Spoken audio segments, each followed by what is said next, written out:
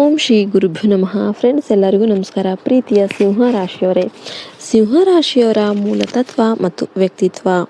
ಸಿಂಹರಾಶಿಯು ರಾಶಿಚಕ್ರದ 5ನೇ ರಾಶಿಯಾಗಿದ್ದು, ಇದು ಅಗ್ನಿತತ್ವ, fire element ಮತ್ತು ಸ್ಥಿರ ರಾಶಿ, ಫಿಕ್ಸ್ಡ್ ಸೈನ್ ಆಗಿರುತ್ತೆ. ಇದರ ಅಧಿಪತಿ ಗ್ರಹಗಳ ರಾಜನಾದ ಸೂರ್ಯ, ಸನ್.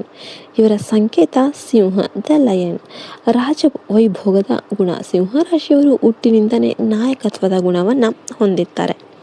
ಇವರು ಹೋದ ಕಡೆಯಲ್ಲೆಲ್ಲ ಕೂಡ ಗಮನವನ್ನು ಸೆಳೀತಾರೆ. ಇವರಲ್ಲಿ ಒಂದು ರೀತಿಯ ಅಪ್ರತಿಮ ಆತ್ಮವಿಶ್ವಾಸ ಮತ್ತು ಗಾಂಭೀರ್ಯ ಇರುತ್ತೆ.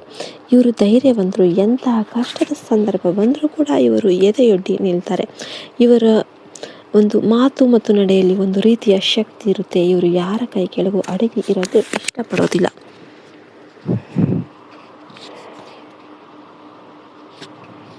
ಇನ್ನು ಉದಾರ ಮನಸ್ಸು. ಇವರು ಸಿಂಹದಂತೆ ಕಠೋರವಾಗಿ ಕಂಡರೂ ಕೂಡ ಒಳಗಿನಿಂದ ತುಂಬ ಮೃದು ಮತ್ತು ಉದಾರಿಗಳಾಗಿರ್ತಾರೆ. ಸಹಾಯ ಕೇಳಿ ಬಂದವರಿಗೆ ಇಲ್ಲ ಎನ್ನದೇ ತಮ್ಮ ಕೈಲಾದ ಸಹಾಯ ಮಾಡ್ತಾರೆ. ಇನ್ನು ವೃತ್ತಿ ಜೀವನ ಮತ್ತು ಆರ್ಥಿಕ ಸ್ಥಿತಿ, ಕೆರಿಯರ್ ಆ್ಯಂಡ್ ಫೈನಾನ್ಸ್. ಸೂರ್ಯನ ಪ್ರಭಾವ ಇರೋದ್ರಿಂದ ಇವರು ಯಾವಾಗಲೂ ಉನ್ನತ ಸ್ಥಾನದಲ್ಲೇ ಇರೋದಕ್ಕೆ ಬಯಸ್ತಾರೆ. ವೃತ್ತಿ ಆಯ್ಕೆ, ರಾಜಕೀಯ, ಆಡಳಿತ, ಸೇವೆಗಳು, IAS ಅಥವಾ IPS, ಉನ್ನತ ನಿರ್ವಹಣೆ, ಮ್ಯಾನೇಜ್ಮೆಂಟ್, ಚಿತ್ರರಂಗ, ಕಲೆ ಮತ್ತು ಸ್ವಂತ ಉದ್ಯಮದಲ್ಲಿ ಇವರು ಹೆಚ್ಚು ಯಶಸ್ಸನ್ನು ಕಾಣ್ತಾರೆ. ಇವರು ಆದೇಶ ಪಾಲಿಸುವವರಿಗಿಂತ ಆದೇಶ ನೀಡುವವರಿಗಾಗಿ ಮಿಂಚುತ್ತಾರೆ. ಆರ್ಥಿಕತೆ, ಇವರು ಹಣ ಸಂಪಾದಿಸೋದ್ರಲ್ಲಿ ಎತ್ತಿದ ಕೈ. ಆದರೆ ಇವರಿಗೆ ಐಷಾರಾಮಿ ಜೀವನದ ಮೇಲೆ ವಿಪರೀತ ವ್ಯಾಮೋಹ ಇರೋದ್ರಿಂದ ಖರ್ಚು ಕೂಡ ಅಷ್ಟೇ ಇರುತ್ತೆ. ಬ್ರ್ಯಾಂಡೆಡ್ ವಸ್ತುಗಳು ಮತ್ತು ದುಬಾರಿ ಪ್ರವಾಸಗಳಿಗೆ ಹಣವನ್ನು ನೀರಿನಂತೆ ಖರ್ಚು ಮಾಡ್ತಾರೆ. ಸವಾಲು, ಇವರು ಅತಿಯಾದ ಆತ್ಮವಿಶ್ವಾಸ ಕೆಲವೊಮ್ಮೆ ಅಹಂಕಾರಕ್ಕೆ ಬದಲಾಗಬಹುದು. ಇದರಿಂದಾಗಿ ಸಹೋದ್ಯೋಗಿಗಳಿಗೆ ಭಿನ್ನಾಭಿಪ್ರಾಯಗಳು ಉಂಟಾಗಬಹುದು. ಮೂರನೇದಾಗಿ ರಿಲೇಷನ್ಶಿಪ್. ಸಿಂಹರಾಶಿಯವರು ಸಂಬಂಧಗಳಲ್ಲಿ ತುಂಬ ನಿಷ್ಠಾವಂತರು ಮತ್ತು ರಕ್ಷಣಾತ್ಮಕರಾಗಿರ್ತಾರೆ. ಸಂಗಾತಿಯಾಗಿ ಇವರು ಪ್ರೀತಿಯಲ್ಲಿ ತುಂಬ ಉದಾರರಾಗಿರ್ತಾರೆ ಮತ್ತು ಸಂಗಾತಿಗೆ ಬೆಲೆ ಬಾಳುವ ಉಡುಗೊರೆಗಳನ್ನು ನೀಡಿ ಖುಷಿಪಡಿಸ್ತಾರೆ. ಆದರೆ ತಮಗೆ ಸಿಗಬೇಕಾದ ಗೌರವ ಮತ್ತು ಪ್ರಾಮುಖ್ಯತೆ ಸಿಗದಿದ್ದರೆ ಇವರು ಬೇಗನೆ ನೊಂದ್ಕೊಳ್ತಾರೆ. ಇವರ ದೌರ್ಬಲ್ಯ ಅಂದರೆ ಈಗ ಸ್ವಲ್ಪ ಅಹಂ ಜಾಸ್ತಿ.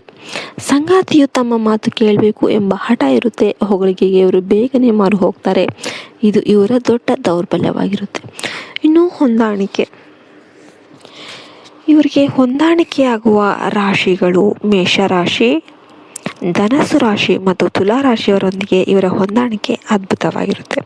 ಇನ್ನು ಹೆಲ್ತ್ ಅವೇರ್ನೆಸ್, ಆರೋಗ್ಯದ ಕಾಳಜಿ ಹೇಳೋದಾದರೆ ಸಿಂಹರಾಶಿಯು ದೇಹದ ಕೇಂದ್ರ ಭಾಗಗಳನ್ನು ನಿಯಂತ್ರಿಸುತ್ತೆ. ಹೃದಯ ಮತ್ತು ಬೆನ್ನು ಮೂಳೆ. ಇವರು ಹೃದಯ ಸಂಬಂಧಿ ಸಮಸ್ಯೆಗಳು, ರಕ್ತದೊತ್ತಡ ಮತ್ತು ಬೆನ್ನು ನೋವಿನ ಬಗ್ಗೆ ಜಾಗ್ರತೆ ವಹಿಸಬೇಕು. ಜೀವನ ಶೈಲಿ, ಅತಿಯಾದ ಕೆಲಸದ ಒತ್ತಡ ಮತ್ತು ಕೋಪದಿಂದಾಗಿ ಇವರಿಗೆ ದೈಹಿಕ ಆಯಾಸ ಆಗ್ಬೋದು. ನಿಯಮಿತವಾಗಿ ಯೋಗ ಮತ್ತು ವ್ಯಾಯಾಮ ಮಾಡೋದು ಅವಶ್ಯಕವಾಗಿರುತ್ತೆ. ಇನ್ನು ಸೂಚನೆ ಬಗ್ಗೆ ಹೇಳೋದಾದರೆ ಸೂರ್ಯನ ಶಾಖಕ್ಕೆ ಅತಿಯಾಗಿ ಒಡ್ಡಿಕೊಳ್ಳೋದ್ರಿಂದ ಚರ್ಮದ ಸಮಸ್ಯೆಗಳು ಬರಬಹುದು. ಆದ್ದರಿಂದ ಎಚ್ಚರಿಕೆ ಇರಲಿ. 5ನೇದಾಗಿ ಸಿಂಹರಾಶಿಯವರು ದೂರ ಮಾಡಬೇಕಾದ 5 ಪ್ರಮುಖ ದೌರ್ಬಲ್ಯಗಳು. ಅಹಂಕಾರ, ಈಗೋ. ಎಲ್ಲರಲ್ಲೂ ಕೂಡ ನಾನೇ ಶ್ರೇಷ್ಠ ಎಂಬ ಭಾವನೆಯನ್ನು ಬಿಟ್ಟು ಬೇರೆಯವರ ಅಭಿಪ್ರಾಯಗಳಿಗೂ ಕೂಡ ಬೆಲೆ ನೀಡೋದನ್ನು ಕಲಿಬೇಕು. ಇವರ ಕೋಪ ಜ್ವಾಲಾಮುಖಿಯಂತೆ ಇರುತ್ತೆ. ಸಿಟ್ಟಿನಲ್ಲಿ ಆಡುವ ಮಾತುಗಳು ಸಂಬಂಧಗಳನ್ನು ಹಾಳು ಮಾಡಬಹುದು. ಸಂಯಮ ರೂಢಿಸಿಕೊಳ್ಳಿ. ಹೊಗಳಿಕೆಯ ವ್ಯಾಮೋಹ. ಯಾರಾದರೂ ನಿಮ್ಮನ್ನು ಸುಳ್ಳು ಹೊಗಳಿದ್ರೂ ಕೂಡ ನೀವು ನಂಬಿಬಿಡ್ತೀರಾ. ಇದು ಮೋಸ ಹೋಗಲು ಕಾರಣ ಆಗಬಹುದು. ಆಧಿಪತ್ಯ, ಮನೆಯಲ್ಲಿ ಅಥವಾ ಕಚೇರಿಯಲ್ಲಿ ಎಲ್ಲರನ್ನು ನಿಯಂತ್ರಿಸುವ ಗುಣವನ್ನು ಸ್ವಲ್ಪ ಕಡಿಮೆ ಮಾಡಿಕೊಳ್ಳೋದು ಒಳ್ಳೆಯದು. ಜಂಬ, ತಮಗಿರುವ ಆಸ್ತಿ ಅಥವಾ ಪ್ರತಿಭೆಯ ಬಗ್ಗೆ ಅತಿಯಾಗಿ ಪ್ರದರ್ಶನ ಮಾಡೋದ್ರಿಂದ ಶತ್ರುಗಳು ಹೆಚ್ಚಾಗಬಹುದು. ಅದೃಷ್ಟ ಮತ್ತು ಪರಿಹಾರ ಮಾರ್ಗಗಳು, ರೆಮಿಡೀಸ್. ಜೀವನದಲ್ಲಿ ಸದಾ ಯಶಸ್ಸು ಮತ್ತು ಶಾಂತಿ ಕಾಣೋದಕ್ಕೆ ಸಿಂಹರಾಶಿಯವರು ಈ ಕೆಳಗಿನಗಳನ್ನು ಪಾಲಿಸಬಹುದು. ಸೂರ್ಯಾರಾಧನೆ, ಪ್ರತಿದಿನ ಸೂರ್ಯೋದಯದ ಸಮಯದಲ್ಲಿ ಸೂರ್ಯನಿಗೆ ಅರ್ಘ್ಯ ಅರ್ಪಿಸಿ ನೀರು ಬಿಡೋದು ಮತ್ತು ಆದಿತ್ಯ ಹೃದಯಂ ಪಠಿಸಿ. ಮಾಣಿಕ್ಯ, ರುಬಿ. ನಿಮ್ಮ ಜಾತಕ್ಕೆ ಅನುಗುಣವಾಗಿ ಮಾಣಿಕ್ಯ ರತ್ನವನ್ನು ಧರಿಸೋದು ನಿಮ್ಮ ಪ್ರಭಾವವನ್ನು ಹೆಚ್ಚಿಸುತ್ತೆ. ಬಣ್ಣ ಕಿತ್ತಳೆ, ಆರೆಂಜ್. ಹಳದಿ ಮತ್ತು ಕೆಂಪು ಬಣ್ಣಗಳು ನಿಮಗೆ ಅತ್ಯಂತ ಶುಭದಾಯಕವಾಗಿರುತ್ತೆ. ದಾನ, ಭಾನುವಾರದಂದು ಗೋಧಿಯನ್ನು ಅಥವಾ ತಾಮ್ರದ ಪಾತ್ರೆಗಳನ್ನು ದಾನ ಮಾಡೋದು ಒಳ್ಳೆಯದು.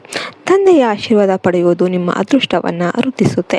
ಮಂತ್ರ, ಪ್ರತಿದಿನ ಓಂ ಗೃಹಿಣಿ ಸೂರ್ಯಾಯ ನಮಃ ಎಂಬ ಮಂತ್ರವನ್ನು ಪಠಿಸಿ. ಕೊನೆ ಮಾತು ಹೇಳೋದಾದರೆ ಸಿಂಹರಾಶಿಯವರು ಪ್ರಪಂಚವನ್ನು ಆಳುವ ಶಕ್ತಿ ಹೊಂದಿದ್ದಾರೆ. ನಿಮ್ಮ ಅಹಂಕಾರವನ್ನು ಬದಿಗಿಟ್ಟು ನಿಮ್ಮ ಉದಾರತೆಯನ್ನು ಬಳಸಿಕೊಂಡ್ರೆ ನೀವು ಅಜೇಯರಾಗ್ತೀರಾ.